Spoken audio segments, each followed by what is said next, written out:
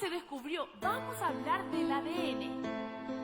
No, otro día vamos a hablar de las intimidades íntimas de la intimidad de otro ser. No, hoy día vamos a hablar de cosas científicamente íntimas.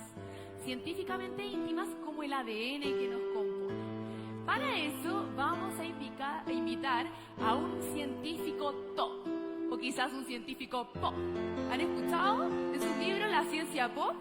Así que en este escenario voy a dejar al bioquímico Gabriel. ¿Gabriel cuánto? ¿Cuánto? Pero si ustedes se lo saben, ¿o no? ¿Se leyeron el libro? ¿Cómo se llama? ¿Gabriel? ¡Excelente! Bienvenido, Gabriel, al escenario de Futuristas.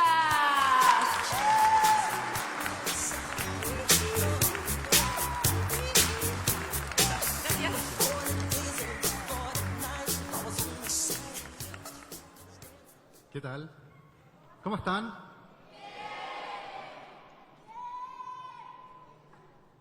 Bien. Promedio, bien. Necesito hacer algo antes. Que me encanta este lugar. Vamos a tomar una selfie. Gracias. Vamos a hablar hoy día de algo que ocurre normalmente cuando las guaguas nacen. ¿Se han fijado que cuando uno va a ver una guagua que recién nació, hay una discusión súper interesante que suena más o menos así? Tiene los ojos de la mamá, tiene la nariz del tío, las orejas del abuelo, la guagua fea. ¿Las tiene porque se las robó? La guata de la mamá, a veces.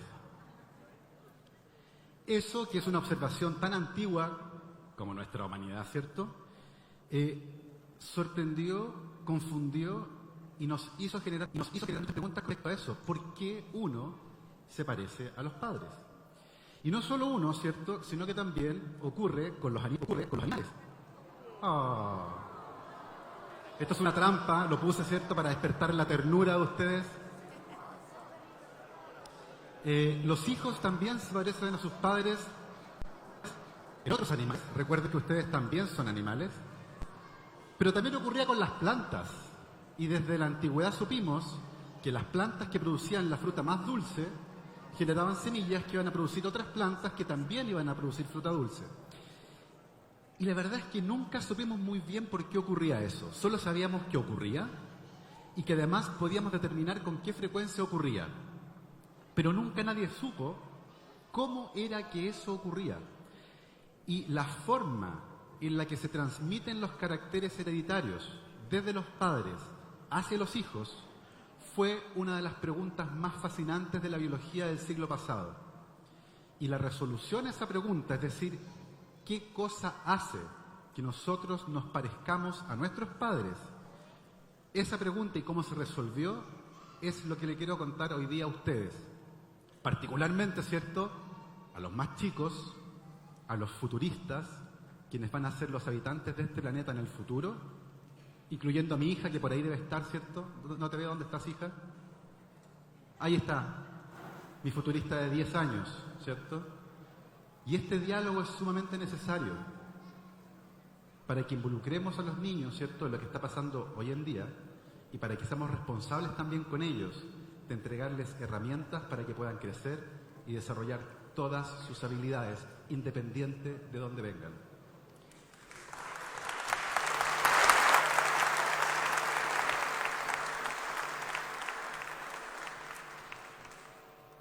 Hagamos experimentos entonces.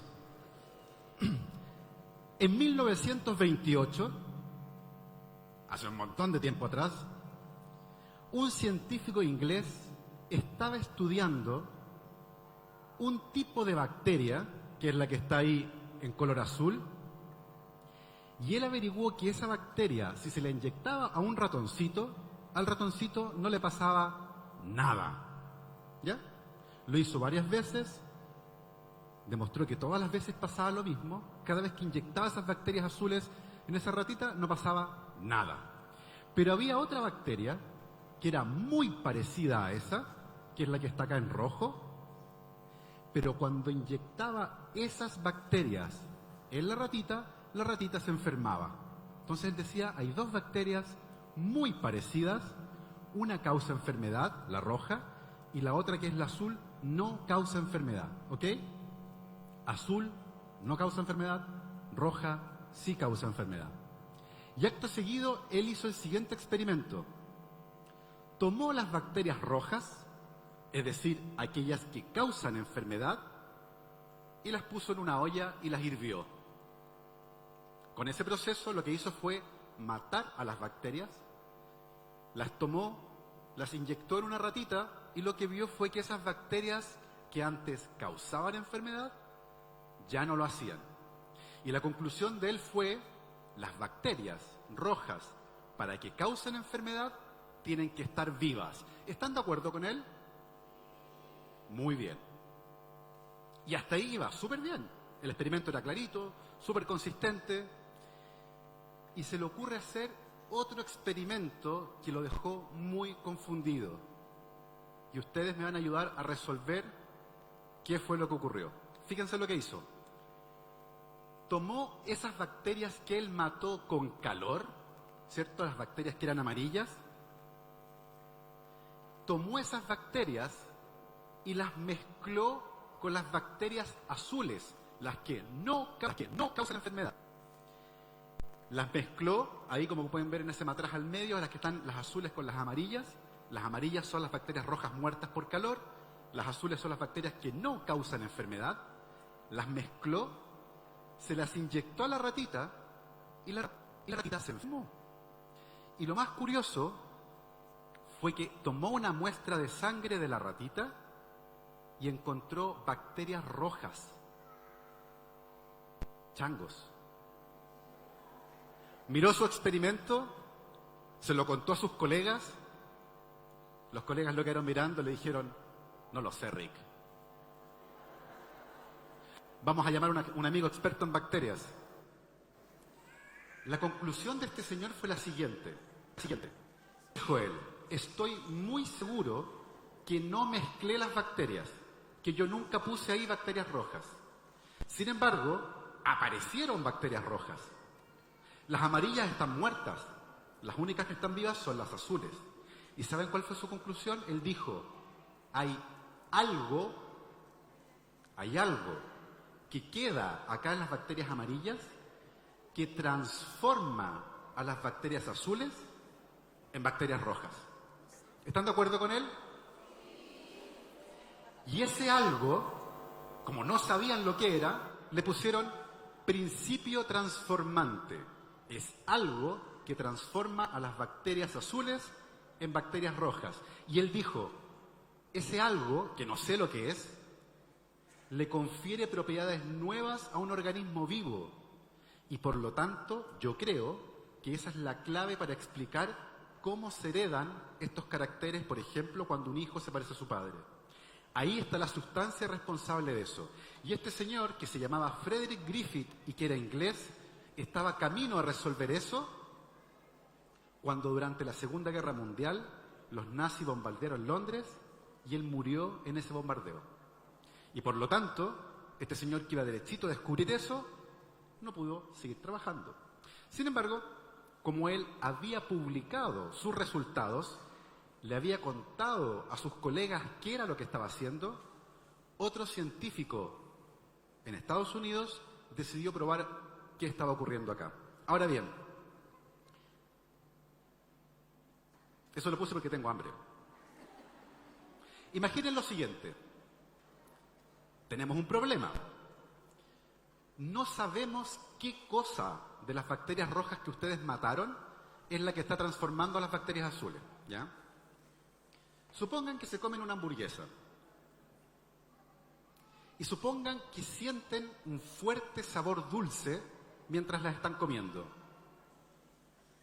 ¿Cómo pueden saber cuál de todos los ingredientes es el que está dulce? Y una respuesta muy sencilla es, bueno, separemos los ingredientes y probémoslo uno por uno, ¿cierto? Hasta que descubramos cuál de todos los ingredientes es el que está dulce. ¿Les parece razonable? Sí. Y los científicos hicieron exactamente lo mismo con las bacterias rojas.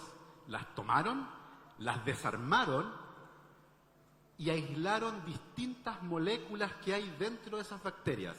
Proteínas, ADN, ARN, grasas y azúcares. Y tomaron esas moléculas puras y las pusieron en contacto con las bacterias azules. Y lo que descubrieron cuando mezclaban un componente en particular fue que el ADN de las bacterias rojas purificado era capaz de transformar a las bacterias azules en bacterias rojas. En 1944, un científico llamado Oswald Avery descubrió que el principio transformante, aislado previamente por Frederick Griffith, era el ADN. Y por lo tanto, esa molécula era la que cambiaba a las bacterias azules en bacterias rojas, y el ADN es por lo tanto la molécula encargada de transmitir los caracteres hereditarios. ¿Qué diablos es el ADN? Ahí lo tienen. ADN es una sigla que quiere decir ácido desoxirribonucleico. Parece trabalenguas, ¿cierto? Pueden practicarlo después en la casa. Ácido desoxirribonucleico. El que lo diga más rápido gana. ¿Qué es? Eso, muy bien. ¿Qué es el ácido desoxirribonucleico? Es una molécula, es decir, un montón de átomos que están mezclados y que además funciona como un polímero. ¿Saben lo que es un polímero? Ahí tienen un polímero. ¿Conocen esos bloquecitos? ¿Puedo decir Lego? ¿Sí? Ya. Bloques Lego. Tienen un cubito rojo, ¿cierto? Y al lado hay una torre que está hecha de puros cubitos rojos. Ya. La torre es un polímero. Es una estructura grande que está hecha de estructuras chiquititas. ¿Entendieron? Facilito. Ahora, es un polímero bien fome, ¿cierto? ¿Cuántos componentes tiene? Uno, rojo, que se repite un montón de veces, ¿cierto? Ese es otro polímero, ¿cierto? Pero ¿cuántas unidades distintas hay ahí? Dos, rojo y azul, ¿cierto? Es un poco más entretenido. Y ahí tenemos otro, el último polímero. Tiene 3 componentes, verde, azul y rojo. El ADN también es un polímero.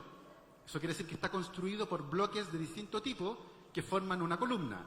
Pero en el caso del ADN hay 4 distintos y que tienen nombres. Se llaman guanina, adenina, timina y citosina. Niños, pídanle a los papás que el próximo hermanito se llame así, guanina, por ejemplo, o timina. Sería un lindo homenaje. Mi hermanito citosina. Y en el ADN estos bloques se mezclan también para formar una torre. Ahí está la torre, ¿cierto? Entonces el ADN es una torre, es un polímero, ¿cierto? Muy gigantesco, pero que está hecho de 4 tipos distintos de bloques. G, A, T o C. Ahora, además en el caso del ADN, son 2 de estas torres que se encuentran una frente a la otra y que forman esa linda estructura que es como una hélice, ¿ya? Pero hay otra cosa más.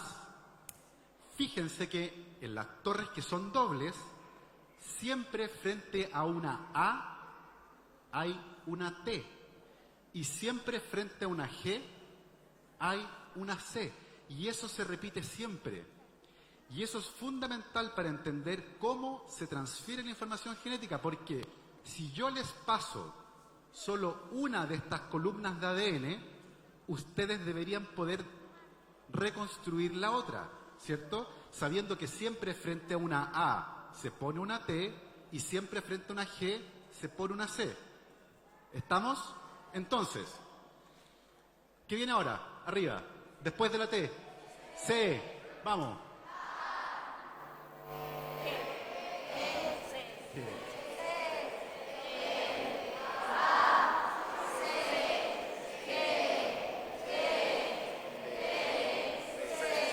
Aplausos para ustedes.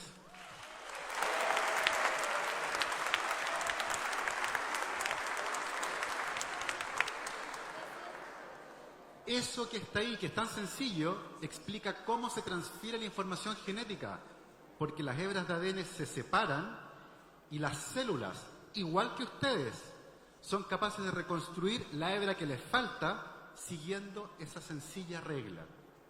Y eso explica cómo se transmite esa información. Ahora, ¿por qué es tan importante el ADN? Porque el ADN contiene las instrucciones para fabricar sus proteínas. Y en su cuerpo las proteínas son fundamentales porque permiten hacer que el cuerpo funcione. Hay también proteínas que son estructurales. El pelo es una proteína estructural. Yo me estoy quedando corto de proteína. Los músculos son proteínas. Y también las reacciones químicas que ocurren dentro de sus cuerpos están reguladas por proteínas especiales que se llaman enzimas. Y cada proteína de su cuerpo tiene que tener instrucciones en el ADN. Por eso, si les falta un pedacito de ADN, les va a faltar una proteína. Y eventualmente eso va a causar enfermedades. Las enfermedades genéticas se producen cuando la secuencia del ADN, el orden en que las letras están, se altera. O a veces falta un bloque. Y eso hace que falte una proteína o que se construya una proteína que no funciona bien.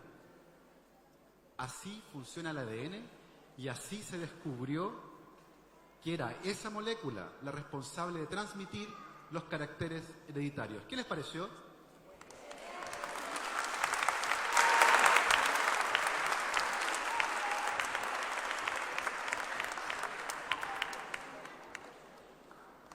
¿Los gatos están vivos? Sí. ¿Las palomas están vivas?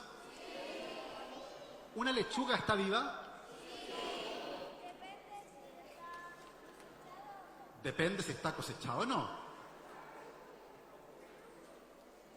¿Esta frutilla es un ser vivo? Sí, sí. Y por lo tanto también tiene ADN, ¿cierto? Les voy a enseñar cómo extraer ADN de una frutilla. Y lo voy a hacer con materiales que traje de mi casa, ¿ya? Porque la idea es que ustedes lo puedan repetir en su casa, así que no traje nada del laboratorio.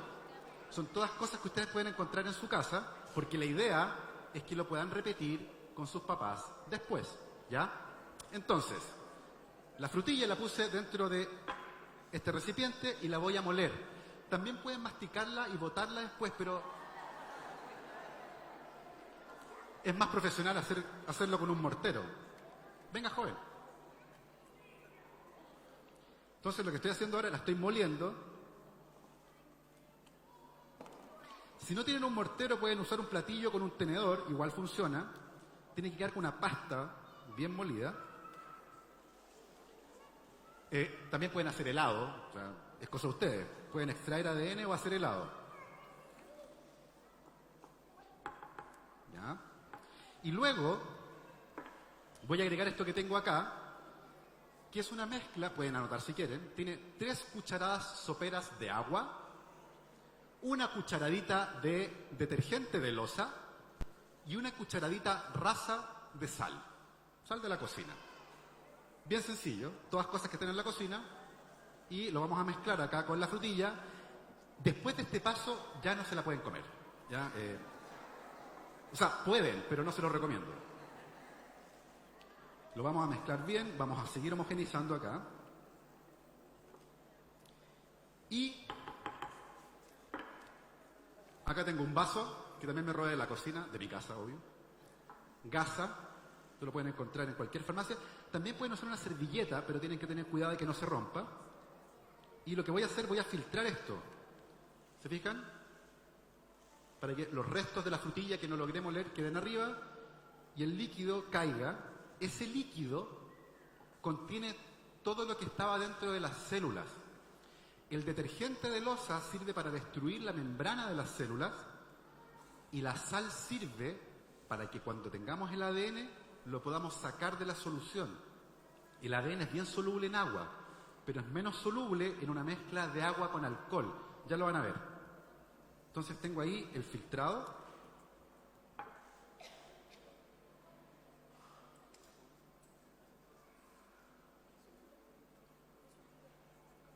El peor jugo de frutilla del mundo. Y ahora, esto que está acá es alcohol, de ese que venden en la farmacia. Champaña.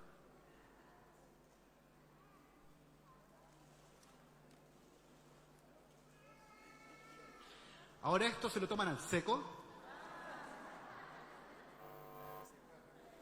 Ahora vamos a mezclar.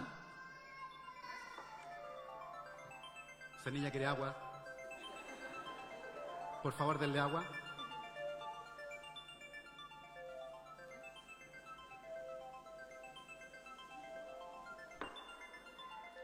Lo que está ocurriendo ahora es que la mezcla que contiene, entre otras cosas, el ADN de la frutilla, está en una solución que tiene alcohol y el ADN en esa mezcla no es soluble y por lo tanto sale de la solución y genera esa nubecita que ustedes pueden ver ahí. El ADN es invisible, es muy chiquitita la molécula, pero ustedes están hechos de células que tampoco se pueden ver a simple vista. Pero ustedes tienen un montón de células y eso sí se puede ver. Y esto es lo mismo, como este es un montón de ADN, lo pueden ver y lo pueden tomar con sus propias manos. Ahí está.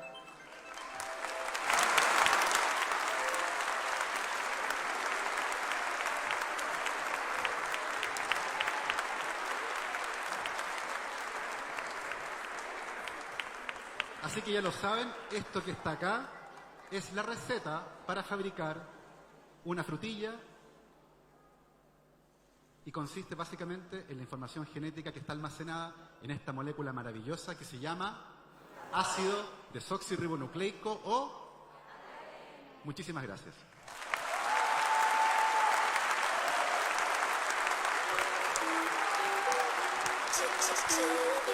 Agradecemos a Gabriel León su buenísimo experimento. ¿Vieron lo que sacó? Muchísimas gracias, te pasaste. Gracias por acompañarnos en Congreso Futuro.